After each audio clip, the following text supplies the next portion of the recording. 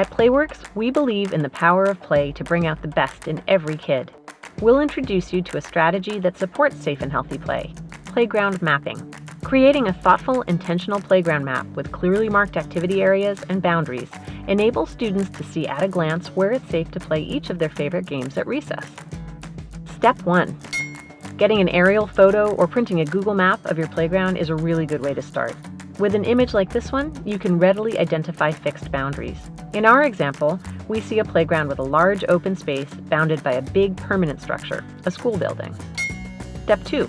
Let's mark the locations of stairs and the equipment storage area in this particular playground. It's actually fun for kids, and with mapping, perfectly safe for kids to have different styles of games going on simultaneously on a playground. The secret is mapping which games will fit best in specific available spaces. That's step 3. Smaller rotational games such as Foursquare or Switch, in which single kids move in and out of the action fairly quickly, they don't require too much space. So it's great to locate small rotational games along one side or in a corner of a playground. It's also wise to designate a dedicated area for smaller footprint independent activities such as hula hooping or jumping rope. This provides students with a safe space out of the path of larger group games where they can play on their own or in small groups. You'll want to define a large open area with clear boundaries for bigger group games. This will allow a large number of kids to play together safely at one time. Three-line basketball is a great modification of a playground classic, half-court basketball. Three-line basketball engages lots of kids as teams rotate in and out of the game quickly.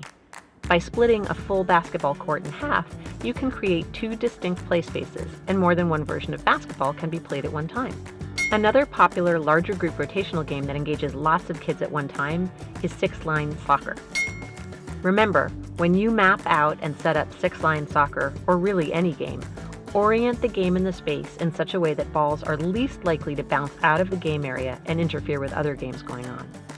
Kickball is an all-time favorite game and a wonderful way to engage a lot of kids and teach healthy competition. Creating a space for tag or any other large group game that can be modified slightly each week is really beneficial. A flexible playing area can be used to introduce different games or versions of games that help kids develop different skills, and different games play to different kids' strengths. Changing a main game weekly helps ensure that every kid, including kids of different ages, abilities, and interests, can find their place on the playground. Step 4. Once you've mapped out spaces for different types of games, you'll want to create real but flexible boundaries on the playground for each game area. Last step. Be sure to post your finalized paper map outside on your playground at kids' eye level. This way, they can see their safe and healthy playground plan and find their way to all of the fun games they can play at recess. Good luck and happy mapping!